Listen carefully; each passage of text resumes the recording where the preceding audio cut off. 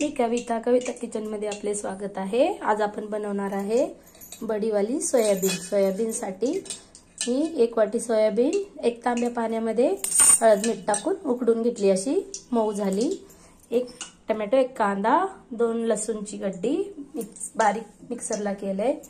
थोडंसं हे मी अख्खे मसाले घेतले, जीरे 1 चमचा, 1 चमचा काळा मसाला, 1 चमचा किचन किंग मसाला, 1 चमचा तिखट, 4 चमचे शेंगदाण्याचं कूट, 1 चमचा नमक, 1 चमचा हळद। चला तर पाहूया रेसिपी।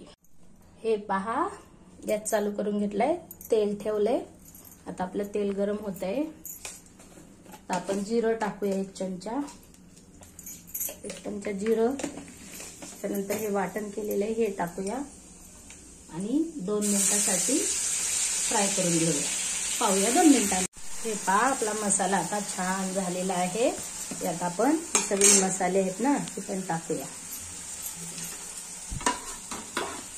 तर 2 मिनिटांसाठी याला फ्राय होऊ देऊया।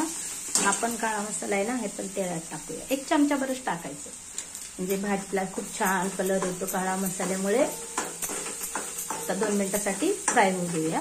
हे पहा, आता मसाला आपला खूप छान फ्राय झालाय। स्लो गॅसवर 2 मिनिटांसाठी फ्राय केला। ही जी सोयाबीन वडी आहे ना आता टाकून घेऊया। वाव, आपल्याला जसा रस्सा पाहिजे तसा आपण टाकू शकतो।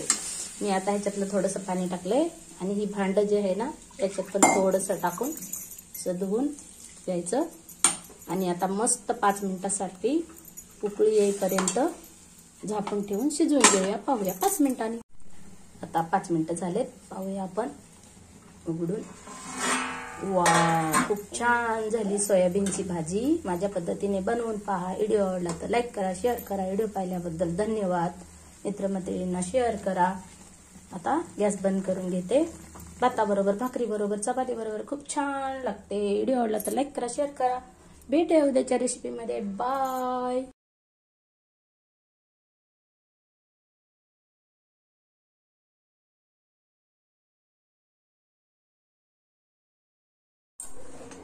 मी कविता किचन मध्ये आपले स्वागत आहे। मी 1 वाटी भरून रवा घेतला होता, अर्धी वाटी दही आणि 1 कांदा बारीक कट करून टाकलाय आणि 10 मिनिटांसाठी झाकून ठेवलं। 1 इनोची प्युरी टाकली आणि मी आप्पे पात्र घेतलं आणि छान पैकी आपण आप्पे बनवत आहे। आता आपण 5 मिनिटांसाठी टाकून झाकून ठेवलं होतं। आता आपण पलटी करून घेऊया। आणखीन आता 2 मिनिटंही याला भाजून घेतलं तरी छान होतात। खोबऱ्याची चटणी बरोबर, जी आपण इडली सोबत करतो ती चटणी बरोबर खूप छान लागतात। माझ्या पद्धतीने आप्पे बनवून पहा। व्हिडिओ आवडला तर लाईक करा, शेअर करा, सबस्क्राईब करा। व्हिडिओ पाहिल्याबद्दल धन्यवाद। अशाच रोज रेसिपी पाहण्यासाठी माझ्या चॅनलला सबस्क्राईब करून ठेवा। व्हिडिओ आवडला तर लाईक करा, शेअर करा, सबस्क्राईब करा। अशाच प्रकारे मी पूर्ण बनवून घेते आणि दाखवते तुम्हाला। रव्यापासून बनवलेले आप्पे खूप छान होतात। चला तर मग पूर्ण बनवून झाल्यावर दाखवते। हे पहा, मी आप्पे सोबत खाण्यासाठी खोबऱ्याची चटणी बनवून घेतलेली आहे।